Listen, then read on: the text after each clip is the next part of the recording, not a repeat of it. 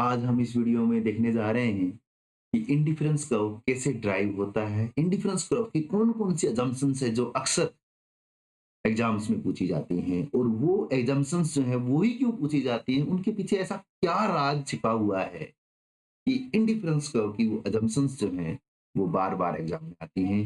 कैसे budget line slope change कर रही है, कैसे बजट लाइन जो है वो शिफ्ट कर जाती है, कौन-कौन से ऐसे फैक्टर्स हैं जिनकी वजह से बजट लाइन जो है वो चेंज होती है। तो सारा कुछ देखेंगे इसी वीडियो में। नमस्कार दोस्तों, आपका स्वागत है हमारे यूट्यूब चैनल परफेक्ट नॉलेज पर। मैं आपका दोस्त, आपका होस्ट सुरेंद्र कुमार सर ले आया हूँ आज इंडिफरेंस कर्व विश्लेषण, जिसके अंदर हम गहराई से सीखेंगे एक-एक चीज़ों को और आप समझ पाएँगे कि मैं अक्सर क्यों कहता हूँ कि पढ़ो ऐसा कि फिर पढ़ना ना पड़े। चलिए दोस्तों, शुरू करते हैं आज का हमारा इंडिफरेंस कर्व एनालिसिस, जिसका प्रतिपादन जो है, जिसको आगे बढ़ाने का कार्य जो है वो किया था हिग्स एंड एलन ने। हिग्स एंड एलन ने। ये देखिए दोस्तों, हिग्स एंड एलन, आप लोगों से मैं एक रिक्वेस्ट करूंगा कि इस वीडियो को देखने से पहले जो हम कार्डिनल अप्रोच की वीडियो बना चुके हैं उस वीडियो को देख करके आएं, ताकि आपका ये कंसेप्ट जो है वो क्रिस्टल क्लियर हो जाए। आपको जो कंसेप्ट है वो अच्छे से समझ में आए कि कैसे हम इन चीज़ों को जोड़ रहे हैं, कैसे ये चीज़ें जो है वो आगे बढ़ रही हैं। तो इंडिफरेंस कराओ एनालिसिस की शुरुआत जो है वो होती है इसके बैकग्राउंड से, जहाँ हमने देखा कि कार्डिनल अप्रोच की जो क्रिटिसिज्म थी, जो आलोचनाएँ थी, उन आलोचनाओं में ये कहा गया कि ये जो यूटिलिटी मेजरमेंट का जो अप्रोच है, कार्डिनल अप्रोच, जो ये कहता है कि यूटिलिटी को नंबर्स में मापा जाता है, असल में यूटिलिटी जो है वो हमारे इमोशंस होते हैं। सैटिस्फैक्शन जो है वो हमारा इमोशन होता है। इसलिए हम अपने इमोशंस को कभी भी नंबर में नहीं माप सकते हैं। जी हाँ दोस्तों, आप सही सुन रहे हैं। यही कहा था क्रिटिसिज्म में कि जो आप कह रहे हैं कि यूटिलिटी को नंबर्स में माप सकते हैं, ऐसा पॉसिबल नहीं होता। तो आप यहाँ देख रहे हैं कि हमको पता ही है कि हम यूटिलिटी को ऐसे मार्क्स दे रहे थे कि 30 मिले, 20 मिला, 10 मिला, ऐसा कुछ हम देख रहे थे, नंबर्स उनको हम दे रहे थे। ये कहते हैं कि हम जो है वो नंबर्स में यूटिलिटी को मेजर नहीं कर सकते। हम सिर्फ़ अपनी सैटिस्फैक्शन को प्रेफ़रेंस दे सकते हैं, प्राथमिकताएँ दे सकते हैं। तो यहाँ ऑर्डिनल अप्रोच में आप ये कहेंगे कि हम अपनी यूटिलिटी को रैंक देते हैं और वो रैंक जो है वो डिसाइड करती है कि हमें जो है वो किससे ज़्यादा यूटिलिटी मिल रही है, किससे कम यूटिलिटी मिल रही है। जी हाँ दोस्तों, जैसे कि आप रैंक दे रहे हैं परफेक्ट नॉलेज को फर्स्ट पोजीशन पर, अदर्स जितने भी एजुकेशनल इकोनॉमिक्स के आपके चैनल्स हैं उनसे, यानी कि आपने परफेक्ट नॉलेज को फर्स्ट रैंक पे रखा, अदर्स चैनल को जो है वो सेकंड, थर्ड, फोर्थ पे ले गए। इसका मतलब आपकी जो यूटिलिटी है वो परफेक्ट नॉलेज ज़्यादा दे पा रहा है। जी हाँ दोस्तों, परफेक्ट नॉलेज पढ़ो ऐसा कि फिर पढ़ना ना पड़े। तो यहाँ हम देख रहे हैं कि इंडिफरेंस कर्व जो होता है, वो इंडिफरेंस कर्व वो रैंक देता है। यानी कि ये एनालिसिस कार्डिनल अप्रोच से एकदम उलट है। उसकी जो क्रिटिसिज्म है उसको पकड़ करके इसको बनाया गया। हिग्स एंड एलन ने कहा कि ऑर्डिनल अप्रोच के अंदर हम जो हैं वो यूटिलिटी को रैंक दे सकते हैं कि पहले नंबर पर हमारे जो यूट्यूब चैनल है वो परफेक्ट नॉलेज रहेगा, दूसरे पे जो है इकोनॉमिक्स का कोई अदर जो है वो रहेगा। यानी कि हम जो है रैंक प्रेफरेंस देते हैं। तो ऑर्डिनल जो अप्रोच आपकी आती है उसके अंदर हम जो है वो रैंक प्रेफरेंस देते हैं, बेस्ट टू रोस्ट देते हैं। तो वी रैंक प्रेफरेंसेस, हम प्राथमिकता तय करते हैं। कार्डिनल अप्रोच की क्रिटिसिज्म को लेकर के ये अप्रोच आया है। तो यहाँ से हम देखते हैं कि व्हाट इज इंडिफरेंस कर्व और उसकी क्या-क्या असम्पशन्स हैं। तो आप यहाँ देखेंगे कि फर्स्ट असम्पशन्स जो है वो आपकी हमेशा से वही रहती है जो इकोनॉमिक्स की है। इकोनॉमिक्स कहता है कि मैं उन कंज्यूमर्स पर जो है वो रिसर्च करता हूँ, मैं उन कंज्यूमर्स की बात करता हूँ जो कि रैशनल हैं, यानी कि जिनका बिहेवियर जो है वो रैशनल है। तो आप कहेंगे कि सर रैशनल बिहेवियर से हमारा क्या तात्पर्य है? तो रैशनल बिहेवियर से हम ये समझते हैं दोस्तों, ये समझते हैं दोस्तों कि वो व्यक्ति जो है वो सोच समझ करके अपना डिसीजन लेता है। वो जो है वो समझदार उपभोक्ता है। वो अपनी प्रेफ़रेंस जो है वो अपनी प्रेफ़रेंस को जो है वो सोच करके निर्णय लेगा। यानी कि वो डिसीजन जो भी करेगा वो सोच समझ करके करेगा। ठीक है? तो कई बार आप जब देखते हैं जितने भी नियम्स आप रूल्स पढ़ते हैं, लॉज पढ़ते हैं इकोनॉमिक्स के अंदर, तो वो सारे कहते हैं कि कंज्यूमर जो है वो आपका रेशनल है। यानी कि कोई भी डिसीजन पर पहुंचने से पहले वो अपने डिसीजन को क्रॉस चेक करता है और सोच समझ करके निर्णय लेता है। तो पहली अजम्पशन हमारी है रैशनल कंज्यूमर। वो ऐसी कोई भी डिसीजन नहीं लेता जो जर्नल जो आपके नियम हैं, जर्नल जो लॉ हैं उनसे डिफर करते हों। यानी कि आप ये कह सकते हैं कि तादाद में जो ज़्यादा नंबर ऑफ संख्या में जब ज़्यादा लार्ज नंबर ऑफ नंबर्स में जो भी पॉपुलेशन हमारी रिएक्ट करती है वो भी वैसा ही रिएक्ट कर रहा है। ठीक है? तो दूसरे अजम्पशन जो आप देखते हैं यूटिलिटी को जो है वो कार्डिनल में नहीं, ऑर्डिनल यूटिलिटी में मापा जाता है। यानी कि यूटिलिटी को हम जो है वो रैंक देते हैं। ठीक है? फिर हम ये कहते हैं कि एक जो अजम्पशन हम यहाँ लेते हैं कि 2 वस्तुओं को हम शामिल करते हैं। जब हम ऑर्डिनल की बात करते हैं तो हम ये कहते हैं कि 2 वस्तुओं की बात हम कर रहे हैं। तो तीसरी जो हमारी अजम्पशन है वो है टू गुड्स। ठीक है? फिर हम देखते हैं कि जो दोनों वस्तुएँ हैं उनसे हमें क्या मिलेगी? उनसे हमें यूटिलिटी मिलेगी और यूटिलिटी मिलती है यानी कि 1 यूनिट का जब हम इंटरचेंज करते हैं, 1 यूनिट को इधर से उधर करते हैं तो उससे जो हमें यूटिलिटी मिलती है उसको हम बोलते हैं मार्जिनल यूटिलिटी। यानी कि एक वस्तु जो है हमें मार्जिनल यूटिलिटी देगी और वो जो मार्जिनल यूटिलिटी है वो डिपेंड करती है आपके सब्जेक्ट पर, आपके खुद ऑब्जेक्ट पर और नंबर ऑफ ऑब्जेक्ट पर। ठीक है ना? तो आप कह रहे हैं सर ये सब्जेक्ट, ऑब्जेक्ट और नंबर ऑफ ऑब्जेक्ट पर अगर डिपेंड करती है तो ये क्या है? तो मैं ये कहूँगा कि एमयू जो है वो डिपेंड करती है सब्जेक्ट पर, ऑब्जेक्ट पर और नंबर ऑफ ऑब्जेक्ट पर। देखिए सब्जेक्ट सपोज़ कीजिए कि आप कोई सेब खा रहे हैं, ठीक है? सपोज़ कीजिए वही सेब आपको ना दे कर के वो आपके दोस्त को दे दिया जाता है। तो उस दोस्त को उस सेब खाने से हो सकता है कि बहुत ज़्यादा संतुष्टि मिले। आपको वो संतुष्टि उतनी ना मिले। तो क्या वो सेब जो है उसने यूटिलिटी चेंज कर दी, आपके पास आया तब उसने अपने यूटिलिटी को कम कर दिया और जब आपके दोस्त के पास गया तब उसने अपनी यूटिलिटी को बढ़ा दिया? नहीं, सेब तो सेब ही रहा, उसने तो कुछ भी चेंज नहीं किया। यानी कि आप जो है अपने हिसाब से यानी कि सब्जेक्ट जो है वो अपने हिसाब से उसको यूटिलाइज़ कर रहा है। आपको ज़्यादा भूख लगी होती है आपके दोस्त के मुकाबले तो आप जो है उसको ज़्यादा यूटिलिटी दे देते। ठीक है ना? तो इसका मतलब आपके ऊपर डिपेंड कर गया कि आप जो है उसको कितनी यूटिलिटी दे रहे हैं। तो यानी कि सब्जेक्ट जो है उस पर डिपेंड कर गया कि यूटिलिटी कितनी होगी। अब आ गई बात ऑब्जेक्ट की। यानी कि हम ये कहेंगे कि सेब, ठीक है ना? सेब और मैंगो 2 हो गए सपोज़ कीजिए 2 चीज़ें हैं, ठीक है? सेब और मैंगो, आपको मैंगो पसंद है, तो आपके लिए जो है वो मैंगो जो है वो ज़्यादा यूटिलिटी देगा। इसका मतलब यूटिलिटी डिपेंड कर गई ऑब्जेक्ट पर। यानी कि सेब जो है वो आपकी पसंद नहीं है इसलिए वो उसकी जो यूटिलिटी कम हो गई, ठीक है? तो ऑब्जेक्ट पर। अब देखिए कि आप सपोज़ कीजिए कि आपके पास आम बहुत ज़्यादा मात्रा में है, तो आप जो है आम ज़्यादा होने की वज़ह से आपको पता है कि जैसे-जैसे एक वस्तु का हम ज़्यादा इस्तेमाल करते हैं उससे मिलने वाली यूटिलिटी कम हो जाती है। बहुत ज़्यादा आम है, सेब आपके पास में 1 है, तो 1 सेब आप किसी दूसरे को देना पसंद करेंगे कि आपके पास बहुत ज़्यादा आम में से आप किसी को आम देना पसंद करेंगे? तो आप ये कहेंगे कि सर हम तो आम देना पसंद करेंगे क्योंकि आम हमारे पास ज़्यादा है।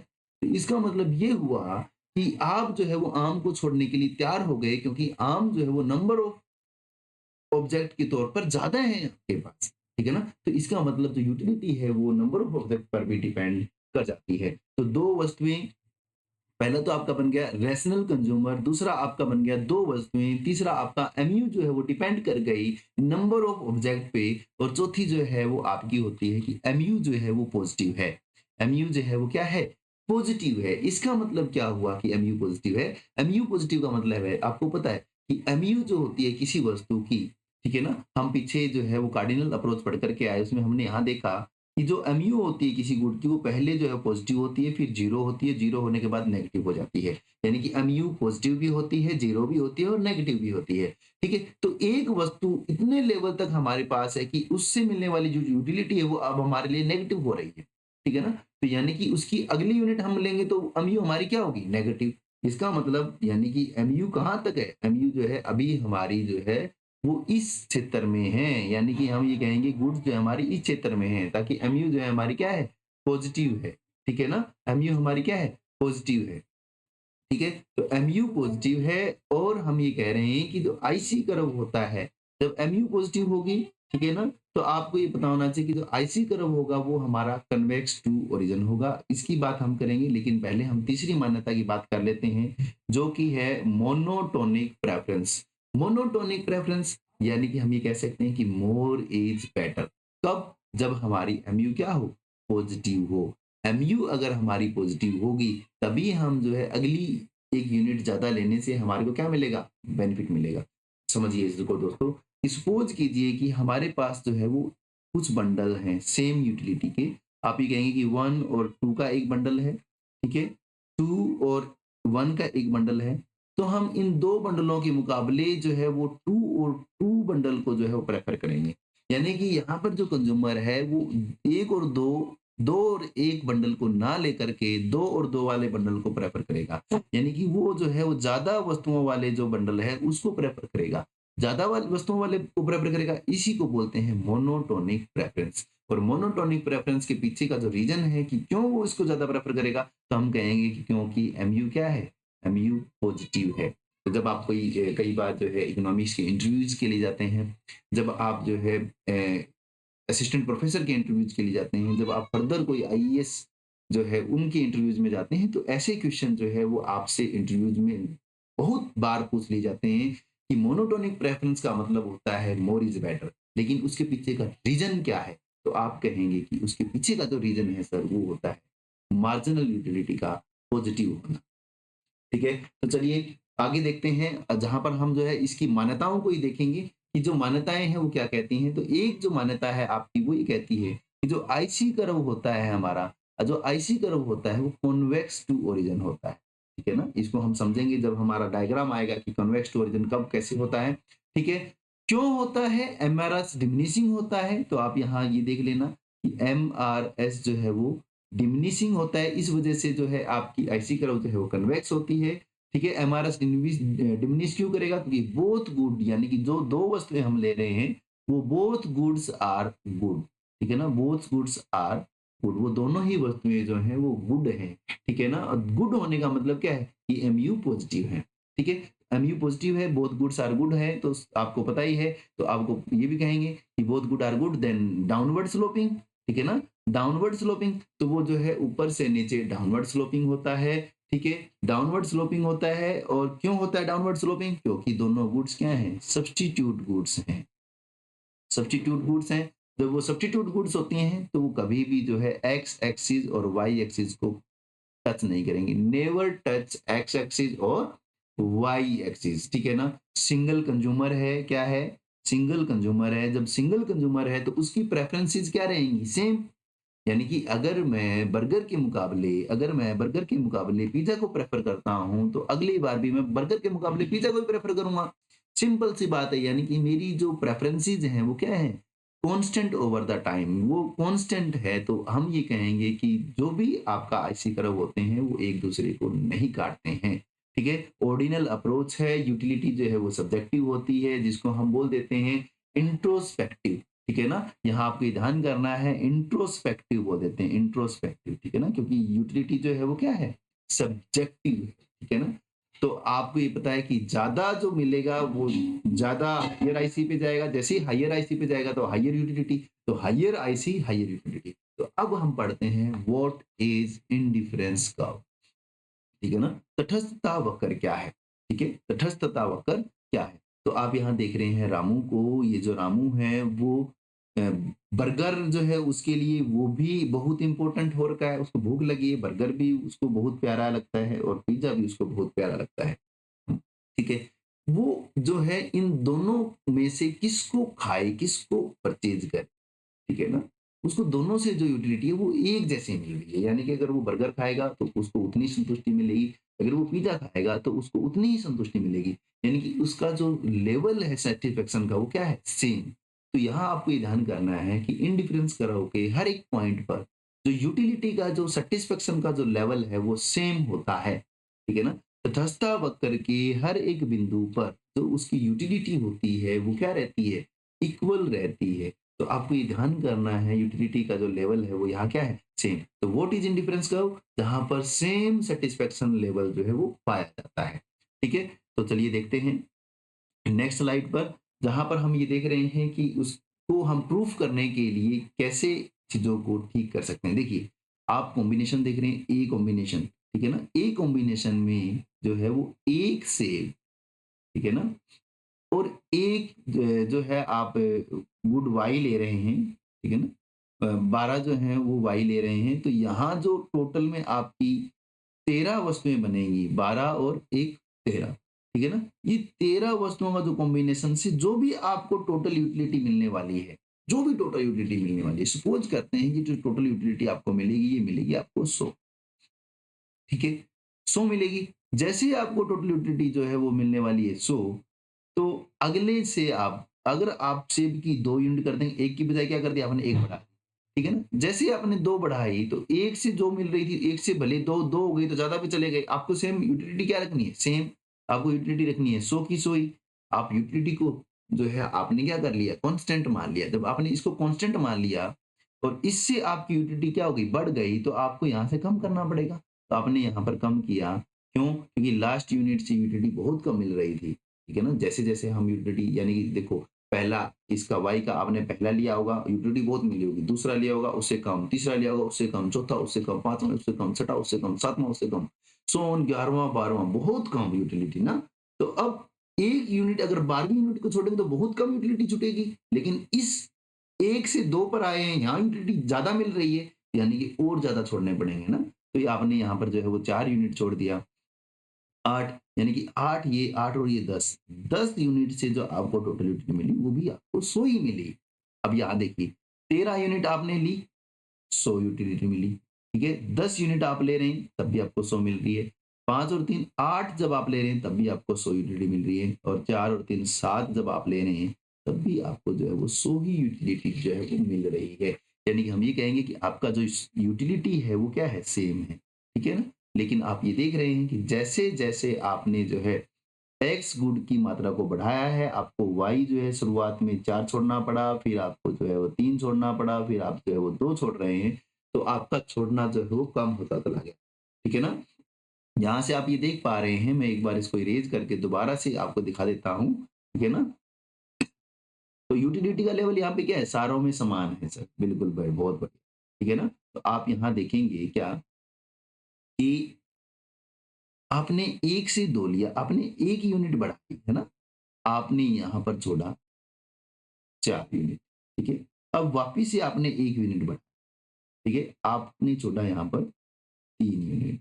अब वापिस से आपने 1 यूनिट बढ़ाया और आपने छोड़ा यहाँ पर 2 यूनिट। यानी कि हम ये कह रहे हैं कि जैसे-जैसे हम उतनी ही सेम अगर रेशियो में एक चीज़ को बढ़ा रहे हैं, तो छोड़ने की जो दर है हमारी वो कम होती चली जा रही है। इसको बोलते हैं डिमिनिशिंग, क्या? Marginal rate of substitution diminishing, diminishing MRH, ठीक है ना? हर बार जो सब्स्टिट्यूशन है, मार्जिनल रेट ऑफ सब्स्टिट्यूशन है, जो सब्स्टिट्यूशन है, एक वस्तु को ले रहे हैं, देखो यहाँ एक्स को ले रहे हैं, वाई को छोड़ रहे हैं, ठीक है? तो यानी कि एक्स का सब्स्टिट्यूट कर रहे हैं, वाई का सब्स्टिट्यूट कर रहे हैं एक्स, ठीक है ना? y को छोड़ करके x ले रहे हैं, ठीक है ना? तो y का सब्स्टिट्यूट कर रहे हैं x। तो y का सब्स्टिट्यूट अगर x कर रहे हैं, तो पहले जब हमने छोड़ा तो 4 y छोड़ी, 1 x मिली, ठीक है ना? अब क्योंकि हमने 3 y छोड़ी, 1 x मिली, यानी कि पहले 4 छोड़ रहे थे, अब 3 छोड़ रहे हैं। इसका मतलब ये हुआ कि छोड़ना हमारा कम हो गया, और जब अब छोड़ना हमारा कम हो गया, इसका मतलब क्या हुआ कि जो मार्जिनल रेट ऑफ सब्स्टिट्यूशन है, एक वस्तु का दूसरी वस्तु के साथ जो सब्स्टिट्यूशन का जो रेट है, वो क्या हो रहा है? हर बार कम होता चला जा रहा है। तो हम कहेंगे diminishing marginal rate of substitution जो है वहां हमें देखने को मिलता है, जो वजह बनता है आईसी कर्व के कॉन्वेक्स टू ओरिजिन होने की। ठीक है ना दोस्तों? ये वापिस से आपको ऐसे क्वेश्चन जो है वो इंटरव्यूज में पूछे जाते हैं कि जो आईसी कर्व है वो डिमिनिशिंग होता है, उसके पीछे का रीजन क्या है? तो आप कहेंगे कि diminishing marginal rate of substitution. और वो diminishing marginal rate of substitution का मतलब क्या है? तो आप कहेंगे कि हर एक यूनिट एक्स के बढ़ाने से प्रति 1 यूनिट x की बढ़ाने से y की जो यूनिट हम छोड़ रहे हैं वो कम होती चली जाती है, जिसको हम diminishing marginal rate of substitution कहते हैं। चलिए इसका जो है डायग्राम हम देख लेते हैं इंडिफरेंस कर्व का। तो आप यहाँ देख पा रहे हैं कि जो आईसी है हमारा वो कन्वेक्स टू ओरिजिन है, ठीक है। तो ए जो आप देख पा रहे हैं, बी जो आप देख पा रहे हैं और सी पॉइंट जो आप देख पा रहे हैं, इसके ऊपर आप यहाँ देख पा रहे हैं कि सेटिस्फेक्शन जो है ए बी और सी पर क्या है, बराबर बराबर है, ठीक है ना। तो ए जो है वो बराबर है बी के और बराबर है सी के, यानी कि आईसी कर्व के हर एक पॉइंट पर लेवल ऑफ सेटिस्फेक्शन क्या रहता है, सेम रहता है। इसीलिए तो इसको कहते हैं इन डिफरेंस कर्व, यानी कि तटस्थ। तटस्थ का मतलब कि आप अटक गए कि मैं ए पॉइंट को चूज करूं, मैं बी पॉइंट को चूज करूं, मैं सी पॉइंट को चूज करूं, मैं किस पॉइंट को चूज करूं, क्योंकि सारे ही पॉइंट मुझे जो है वो सेम लेवल ऑफ सेटिस्फेक्शन देते हैं, सेम लेवल ऑफ सेटिस्फेक्शन जो है वो देते हैं, समान संतुष्टि का जो स्तर है वो हमें देते हैं, ठीक है। तो देखिए आप यहाँ देख पा रहे हैं कि यहाँ पर मैं जो है वो y की 50 वस्तु को ले रहा था और x की जो है वो 8-9 वस्तुओं को ले रहा था, ठीक है। अब मैंने इतना जो है वो y को छोड़ दिया,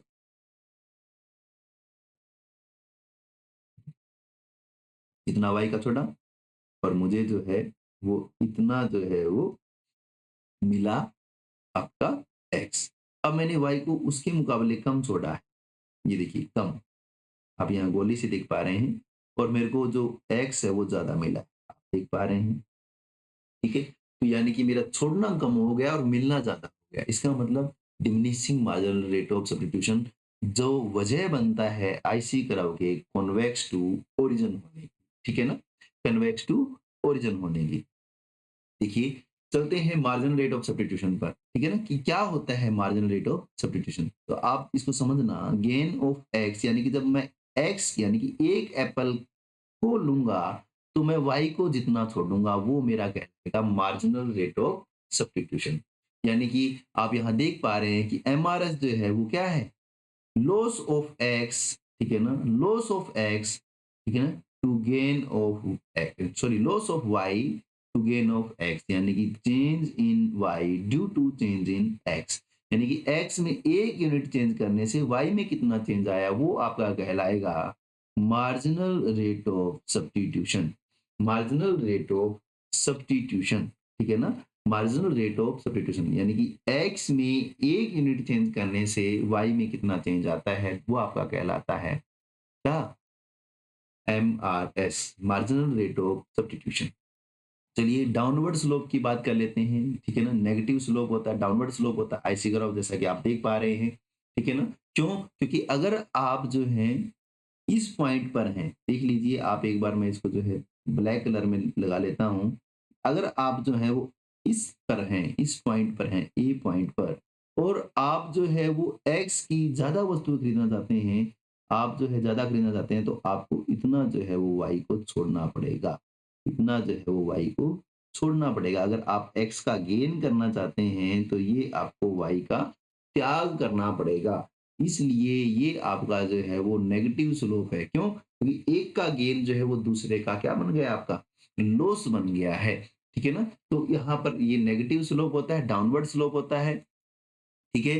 अब आपको पता है कन्वेक्स टू ओरिजिन होता है due to diminishing marginal rate of substitution, जैसा कि हम पढ़ करके आए हैं, ठीक है ना। तो diminishing marginal rate of substitution का मैं यहाँ पर फिर से आपको बता देता हूँ कि हम यहाँ पहले यहाँ इतना ले रहे थे, ठीक है, इतना छोड़ेंगे हमें इतना मिलेगा, अगली बार हम उतना ही छोड़ रहे हैं लेकिन हमको मिल ज्यादा रहा है, अब की बार हम उतना ही छोड़ेंगे लेकिन अब की बार हमें मिलना जो है वो बहुत ज्यादा होगा। तो देखो पहले इतना छोड़ा, इतना मिला, ठीक है ना, फिर ज्यादा छोड़ा, ठीक है ना, ये कम मिला, अब देखो फिर उतना ही छोड़ा, उससे भी ज्यादा मिला, उतना ही छोड़ा और उससे भी ज्यादा मिल गया, है ना। तो आपने देखा कि छोड़ना हमारा कम होता चला गया। तो diminishing marginal DMRS, diminishing marginal rate of substitution की वजह से जो हमारा आईसी होता है वो कॉन्वेक्स टू ओरिजिन होता है, ठीक है। तो दोस्तों आप ये पढ़ते हैं कि आईसी कर्व जो है वो आपका कन्वेक्स टू ओरिजिन होता है। क्या कभी आपने ऐसे आईसी को भी देखा है, ये आप टारगेट नहीं देख रहे हैं, ये आप देख रहे हैं आईसी कर्व को, ठीक है ना। तो ये आईसी यानी कि जो आपका रियल आईसी होता है वो आपका राउंड शेप का होता है। चलिए इस राउंड शेप आईसी को भी एक बार पढ़ लेते हैं, ठीक है ना? तो आपको ये ध्यान करना है दोस्तों, क्योंकि हमने एक एक असम्पशन ली थी कि बोथ गुड्स आर गुड, ठीक है? जब हम बोथ गुड्स आर गुड की असम्पशन को वोइलेट कर देते हैं, उसको ध्यान में ना रखते हैं, तो हम जो है कुछ और आईसी जो है वो निकाल सकते हैं। कैसे? देख लीजिए, मैं यहाँ जो है वो ड्रा कर रहा हूँ, ठीक है? आप यहाँ देखेंगे, ठीक है? ये ये आप देख सकते हैं, ये मैंने जो है वो एक ये बना लिया, एक यहाँ ये बना लिया, ठीक है? ठीक है? देखिए, यहाँ जो है दोनों गुड जो है ये वाई गुड, ये एक्स गुड, दोनों ही गुड क्या हैं? गुड हैं, ठीक है ना? दोनों गुड गुड हैं, बोथ गुड, ठीक है ना? बोथ गुड हैं, तो हमारा आईसी कर्व जो है वो ऐसा बना, ठीक है ना? अब देखिए, जैसे-जैसे हम इसकी जो है इस गुड की, ध्यान से देखना, मैं इसको रेड कलर में ले रहा हूँ। जैसे-जैसे हम इस गुड की जो है यूनिट को बढ़ाते चले जाएँगे, तो आप देखेंगे कि यहाँ आकर के ये 0 हो जाएगी, एमयू 0 हो जाएगी, एमयू पॉज़िटिव से एमयू 0, और एमयू 0 होने के बाद में क्या हो जाएगी? ये नेगेटिव। जैसे ही नेगेटिव हो जाएगी, तो मैं ये कह रहा हूँ कि एक्स जो है उसकी एमयू क्या हो गई? नेगेटिव, यानी कि एक्स गुड जो है हमारे लिए बैड हो गई। लेकिन ये वाई, यहाँ पर वाई है, ये वाई गुड है, यानी कि ये वाई भी हमारी गुड है। तो हम यहाँ जो बनेगा, ये वाला जो पोर्शन है, इस पोर्शन में क्या होगा? वाई गुड है और एक्स जो है वो बैड है। तो X bad Y good, Y की मात्रा को ज्यादा लेंगे तो हमारा पॉजिटिव बढ़ेगा, एक्स की मात्रा को ज्यादा लेंगे तो हमारा जो टोटल यूटिलिटी है वो कम होती चली जाएगी। समझ रहे हो ना? जैसे जैसे हम एक्स को बढ़ाएंगे तो वो नेगेटिव देता जाएगा, जैसे जैसे वो नेगेटिव देगा तो हमारी टोटल यूटिलिटी जो है वो कम होगी, ठीक है? और ऐसे, क्योंकि एमयू हमारी क्या है, वाई हमारी क्या है, गुड है, तो गुड से उससे क्या मिलने वाली है? MU positive. तो उससे एमयू पॉजिटिव मिलने वाली है, तो हम ये कहेंगे कि जैसे जैसे वाई को लेंगे तो वाई से टोटल बढ़ेगा, एक्स को लेंगे तो एक्स से टोटल घटेगा। तो अब मैं ये कहूंगा कि देखो, ये कोई पॉइंट है, इस पॉइंट पर जो है टोटल यूटिलिटी, जो भी यूटिलिटी है, अगला ये पॉइंट है जहाँ पर हम जो है वाई को बढ़ा रहे हैं, ये पॉइंट है, तो हम यहाँ एक्स को भी बढ़ा रहे हैं, तो एक्स बढ़ेगा तो कम होगा, वाई बढ़ेगा तो ज्यादा होगा, तो यानी कि सेम हो सकता है। वाई बढ़ा तो टोटल तो बढ़ेगी ना, लेकिन क्योंकि यहाँ पर एक्स भी क्या हो गया? बढ़ा, जैसे ही एक्स बढ़ा तो टोटल जो है वो कम हो गई, ठीक है? तो यानी कि हम ये कहेंगे कि यहाँ पर जो है वो ऐसे बनेगा, और यहाँ अगर के वापिस से जीरो, ठीक है? यहाँ अगर ये वापिस से 0, जैसे ये 0 तो 0 के ऊपर ये क्या हो जाएगा? पॉजिटिव, यानी कि x हमारा जो है वो, सॉरी, यहाँ पे x हमारा नेगेटिव है, ठीक है ना? x हमारा नेगेटिव, और यहाँ पर y जो है वो भी हमारा क्या रहेगा? यहाँ y जो है वो हमारा नेगेटिव, यहाँ क्योंकि ये x जो पॉजिटिव था तो ये x पॉजिटिव, तो यहाँ से y नेगेटिव तो ये y भी नेगेटिव, x भी नेगेटिव, यानी कि यहाँ पर इस सेक्शन में बोथ गुड जो है वो दोनों की दोनों वस्तुएं जो है वो क्या है? नेगेटिव है। दोनों की दोनों वस्तुएँ क्या हैं? नेगेटिव हैं। जब दोनों वस्तुएँ नेगेटिव हैं, तो आप ये देखिए कि आप जो है यहाँ पर देखेंगे कि आपने ये x को, ये x है आपका, इतना y है, ये x है, ठीक है ना? इस पॉइंट पर, ठीक है? आपने इसको क्या किया? बढ़ाया, तो आप इसको क्या करेंगे? कम। आपने ये कम किया तो आपके लिए पॉजिटिव हुआ, इसको बढ़ाया तो आपके लिए नेगेटिव हुआ, ठीक है ना? ऐसे ही आप इसको बढ़ाएँगे, तो आपको ये कम कर देंगे, तो आपका उतना ही जो है वो सैटिस्फैक्शन का लेवल बना रहेगा। तो आप जो है इसको देख सकते हैं, ये पॉइंट हो गया, ये पॉइंट हो गया, ये पॉइंट हो गया, ठीक है ना? ये पॉइंट हो गए, तो आपका जो आईसी कर्व बनेगा वो ऐसा बनेगा, ठीक है? जहाँ पर दोनों गुण जो हैं वो क्या है? नेगेटिव, ठीक है? अब y जो है हमारा क्या है? नेगेटिव, x हमारा क्या है? पॉजिटिव, यानी कि x को बढ़ाएँगे तो हमें मिलेगा, y को बढ़ाएँगे तो हमारा नुकसान होगा, ठीक है ना? तो यानी कि आपको ये देखना है कि y बढ़ाएँगे तो टोटल कम, x बढ़ाएँगे तो टोटल ज़्यादा, ठीक है? तो हम यहाँ देख रहे हैं कि आप यहाँ से देखोगे कि हमने यहाँ पे क्या बढ़ाया? ये देखिए, कोई ये पॉइंट है और इसके ऊपर हम ये x ले रहे हैं। हमने x को बढ़ाया, तो हमको y भी बढ़ाना पड़ेगा, कि y नेगेटिव बढ़ेगा तो टोटल कम, और x बढ़ेगा तो टोटल बढ़ेगा ना। तो ऐसे जो है आपका ये बन जाता है, जहाँ आपका y बढ़ा तो कम, x बढ़ा तो ज़्यादा, y बढ़ा तो कम, x बढ़ा तो ज़्यादा, ठीक है? तो टोटल में आप यहाँ देख पाएँगे, ठीक है? मैं एक जो है वो ग्रीन कलर का आपके सामने, ये देखिए, ये बन गया टोटल में आईसी ग्राफ। ठीक है? तो टोटल में जो आपका आईसी कर्व बना वो क्या कैसा बना? आप देख पा रहे हैं, आपके जो टारगेट है यू जो आपका ओ शेप ऐसे बन जाता है, ठीक है? लेकिन इस ओ शेप में हम जो आईसी कर्व को पढ़ते हैं, वो सिर्फ़ और सिर्फ़ ये वाला पढ़ते हैं जहाँ पे सॉरी जहाँ पर वाई गुड भी गुड है और एक्स गुड भी गुड है। यानी कि ये वाला पोर्शन हम पढ़ते हैं। तो यहाँ पर जो आईसी कर्व है आपका वो कन्वेक्स टू ओरिजिन होता है और इसके बिल्कुल उल्टा यहाँ पर आप देख पा रहे हैं कि आपका जो आईसी कर्व है, वो कनकेव टू ओरिजिन होता है। जब यहाँ पर कनकेव टू ओरिजिन होता है तो आप ये कहेंगे कि यहाँ पर जो है दोनों गुण जो हैं बोथ गुड जो है वो क्या है? Both goods are negative. दोनों की दोनों वस्तुएँ जो है वो नेगेटिव एमयू मार्जिनलिटी प्रदान करती हैं। यहाँ पर जो है आपको पता है कि diminishing marginal rate of substitution लगता है, तो यहाँ पर जो है वो increasing marginal rate of substitution देखने को मिलेगा। ठीक है? तो कन्वेक्स टू ओरिजिन है तो diminishing marginal rate of substitution. Substitute goods के मामले में हम आईसी कर्व को पढ़ रहे हैं। ठीक है? अब हम आईसी कर्व को पढ़ते हैं, ठीक है ना? अब हम आईसी कर्व को पढ़ते हैं। देखो सब्स्टिट्यूट गुड्स के मामले में हमने पढ़ा कि हमारा जो आईसी कर्व होता है वो कन्वेक्स टू ओरिजिन होता है, ठीक है? और हमने असम्पशन में भी देखा क्योंकि दोनों गुड जो हैं वो सब्स्टिट्यूट गुड्स हैं इसलिए कभी भी जो आपका आईसी कर्व है वो इस एक्स एक्सिस को और यहाँ इस वाई एक्सिस को टच नहीं करता है क्योंकि दोनों गुड्स क्या हैं? सब्स्टिट्यूट गुड्स हैं, ठीक है ना? अब आप देखेंगे कि परफेक्ट कॉम्प्लीमेंट्री गुड्स के मामले में जो आईसी कर्व होता है हमारा परफेक्ट कॉम्प्लीमेंट्री गुड्स के मामले में जो आईसी कर्व हो हमारा वो कैसा होता है? चलिए देख लेते हैं। तो आपको पता है दोस्तों कि परफेक्ट कॉम्प्लीमेंट्री गुड्स वो गुड्स होते हैं जो 2 वस्तुएँ मिलकर के एक काम को पूरा करती हैं। जैसे कि आपके जूते, ठीक है? चप्पल की जोड़ी, जूते की जोड़ी, ठीक है ना? यानी कि अगर आपका लेफ्ट पाँव की चप्पल है और राइट की नहीं है, तो वो जोड़ी कंप्लीट नहीं है और आप उसको परचेज़ नहीं करेंगे, ठीक है ना? तो अब आप सपोज़ कीजिए कि आपके पास 3 जो हैं, ठीक है ना? 3 जो हैं वो लेफ्ट पाँव के शूज़ हैं, ठीक है? और एक जो है वो राइट का है, यहाँ राइट है, यहाँ लेफ्ट है, ठीक है ना? एक जो है आपका राइट का है। तो आप ये कहेंगे कि सर जोड़ी तो एक ही बनेगी ना, क्या एक राइट का और एक लेफ्ट का, ठीक है ना? एक राइट का और एक लेफ्ट का। तो यहाँ आप ये कहेंगे कि एक जो है ये इधर ले आता हूँ मैं इसको, ठीक है ना? एक जो है आपका राइट का, तो ये एक राइट का तो आप ये कहेंगे कि सर जोड़ी तो यही बनेगी, ये वाली, ये पॉइंट, ठीक है ना? ये बनेगा, ठीक है? अब मैं ये कह देता हूँ कि कोई बात नहीं, आप ये मान लीजिए कि आपके पास राइट के 3 हैं और लेफ्ट का 1 है। तो राइट के 3 हैं, तो आपके पास राइट के 3 हैं, ये हो गए सर 3।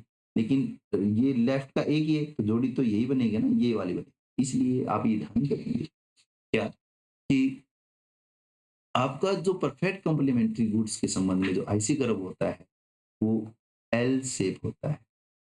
ठीक है ना? आपके पास 3 जो हैं वो राइट के हैं, 1 आपका लेफ्ट का है तो ये बना, ठीक है ना? या फिर आपके पास 3 लेफ्ट के हैं, 1 राइट का है तब भी आपका यही बना।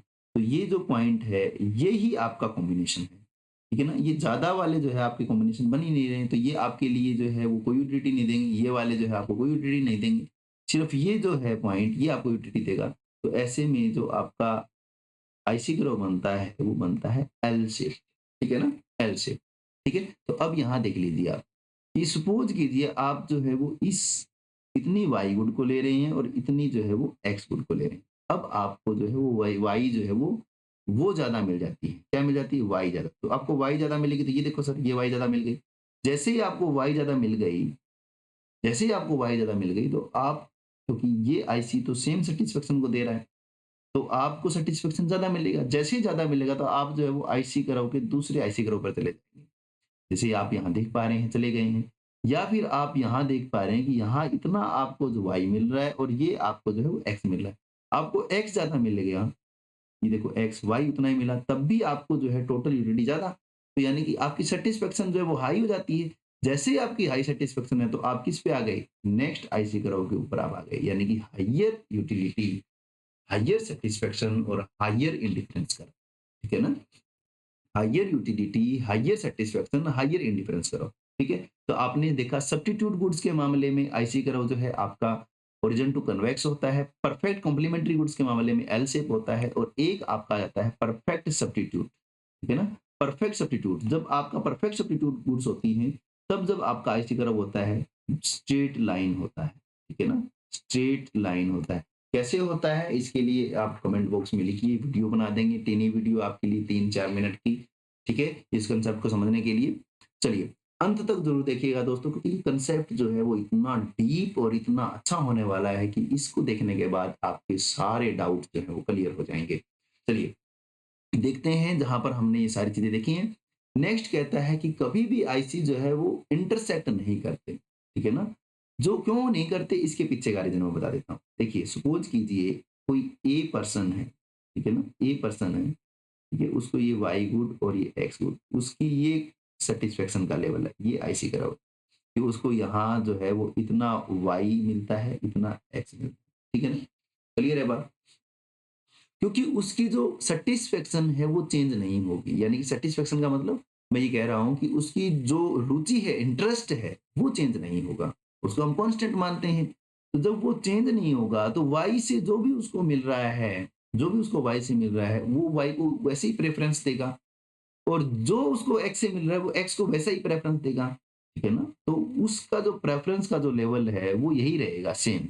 यानी कि उसकी जो शेप है आईसी कर्व की वो क्या रहेगी? ये सेम टू सेम रहेगी। तो वो अगर ज़्यादा लेगा तो वो हायर आईसी पर ऐसे जो है वो चलता चला जाएगा, ठीक है ना? हायर आईसी पर चलता चला जाएगा। क्यों? क्योंकि उसकी जो शेप है आईसी कर्व की वो चेंज ही नहीं होगी। वो चेंज कब होगी? जब आपके लिए जो यूटिलिटी का जो लेवल है वाई और एक्स से वो चेंज हो। और वो चेंज कब होगा? जब दूसरा पर्सन होगा, यानी कि कंज्यूमर ही दूसरा आ जाए। तो जब आईसी कर्व दूसरे कंज्यूमर का हो, कंज्यूमर सेकंड, ठीक है ना? दूसरे कंज्यूमर का हो, तो वो जो है वो एक-दूसरे को काट सकता है। तो आप यहाँ कहेंगे कि सर आपने कहा था assumptions में कि सिंगल कंज्यूमर तो IC curve never cut each other. तो जब आईसी कर्व एक ही कंज्यूमर के हम ड्रॉ करेंगे तो वो कभी भी एक दूसरे को नहीं काटेंगे। हाँ, अगर कंज्यूमर डिफरेंट डिफरेंट हो तो हो सकता है कि आईसी कर्व जो है वो एक दूसरे को काट सकते हैं। ठीक है ना? तो यहाँ ये ध्यान करना है। चलिए, नेक्स्ट पर चलते हैं जहाँ अब हम पढ़ेंगे बजट लाइन को, कि कैसे बजट लाइन जो है हमारे लिए इम्पोर्टेंट होती है। अभी तक हम जो पढ़ कर के आए हैं वो पढ़ कर के आए हैं आईसी कर्व को, ठीक है? और बजट लाइन के लिए मैं पार्ट 2 बनाऊँगा जिसमें हम बजट लाइन और बजट लाइन के स्लोप और इन चीज़ों को पढ़ेंगे। तो आपने अंत तक देखा उसके लिए धन्यवाद, और लाइक, शेयर और कमेंट ज़रूर कीजिए कि आपको ये वीडियो कैसा लगा? क्या आपको ये वीडियो में जो इन्फॉर्मेशन मैंने आपको प्रोवाइड करवाई वो जो है वो आपको नॉलेजेबल लगी?